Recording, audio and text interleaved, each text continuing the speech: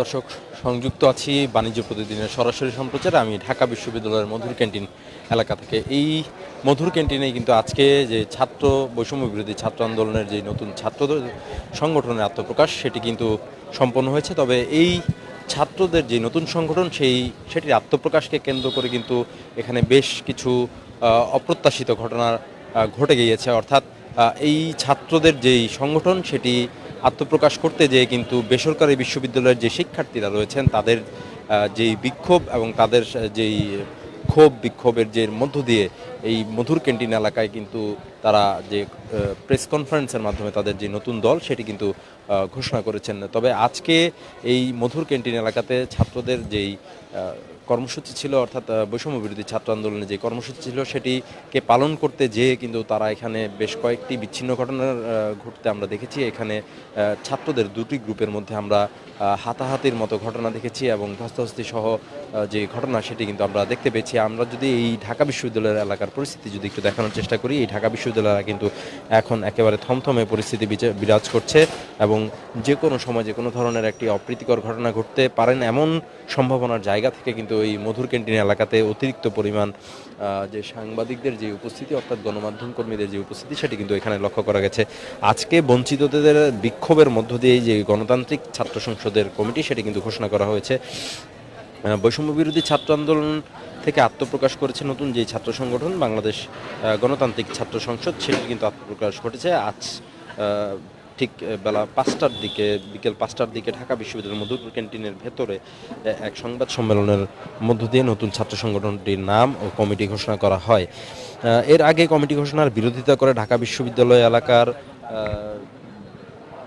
বিক্ষোভ করে বেসরকারি বিশ্ববিদ্যালয়ের শিক্ষার্থীরা। তাদের অভিযোগ ছিল জুলাই অভ্যুত্থানের যে আন্দোলন সেই আন্দোলনে গুরুত্বপূর্ণ ভূমিকা রাখলেও নতুন ছাত্র সংগঠনে বেসরকারি বিশ্ববিদ্যালয়ের শিক্ষার্থীদেরকে বঞ্চিত করা হয়েছে এবং এবং এর ফলে তাদের যে শিক্ষার্থীদের বিক্ষোভের মধ্য দিয়েই যে ছাত্র সংসদ গণতান্ত্রিক ছাত্র সংসদ তার আহ্বায়ক কমিটি কিন্তু ঘোষণা করা হয়েছে।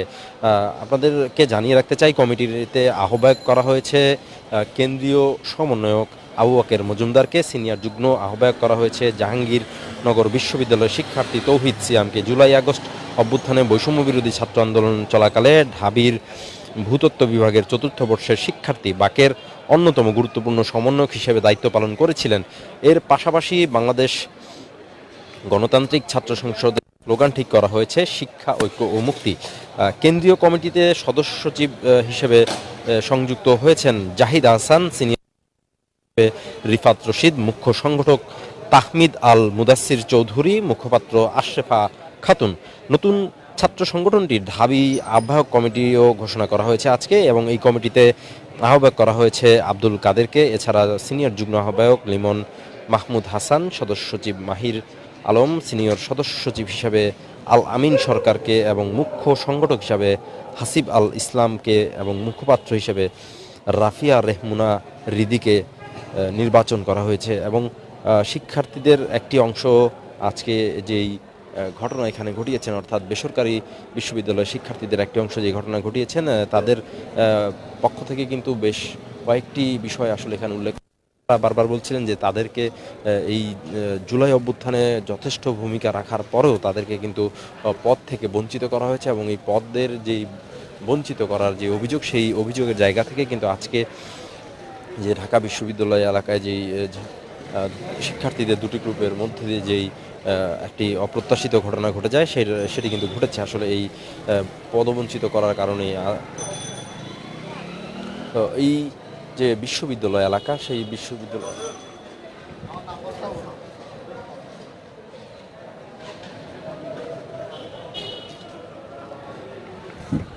আজকের এই ঢাকা বিশ্ববিদ্যালয়ের যে এলাকা, সেই এলাকায় ছাত্রছাত্রীদের যে দুটি পক্ষ আজকের এই আন্দোলন, অর্থাৎ যে কমিটিকে ঘিরে একটি পক্ষ আন্দোলন করলেন এবং তারা আসলে বিক্ষোভ করলেন, সেই জায়গা থেকে কিন্তু আসলে এই ঢাকা বিশ্ববিদ্যালয় এলাকায় একটি থমথমে পরিস্থিতি বিরাজ করছে। আমরা বেশ কয়েকজন শিক্ষার্থীকে আহত হতে দেখেছি এবং তাদেরকে কিন্তু প্রাথমিকভাবে চিকিৎসা দেওয়ার জন্য হাসপাতালে নিয়ে যাওয়া যে দৃশ্য সেটিও কিন্তু আমরা দেখেছি। তবে প্রাথমিকভাবে কিন্তু তাদের নাম পরিচয় শনাক্ত করা যায়নি। তবে এর বেশিরভাগই যে ইস্ট ওয়েস্ট বিশ্ববিদ্যালয়ের শিক্ষার্থীরা কিন্তু এখানে এসেছিলেন। তবে তাদের সাথে সংহতি প্রকাশ করে বিভিন্ন বেসরকারি বিশ্ববিদ্যালয়ের শিক্ষার্থীরাও কিন্তু এই যে বিক্ষোভ কর্মসূচি সেই বিক্ষোভ কর্মসূচিতে এসেছেন। তবে এই বিক্ষোভের মধ্য দিয়ে মধুর ক্যান্টিনে একটি পর্যায়ে আসলে আবু বাকেরের নেতৃত্বে কমিটি কিন্তু ঘোষণা করা হয় এবং যে দলের নাম বাংলাদেশ গণতান্ত্রিক ছাত্র সংসদ সেটিও কিন্তু আসলে প্রকাশ করা হয়। তবে এই কমিটি প্রকাশ করে তারা কিন্তু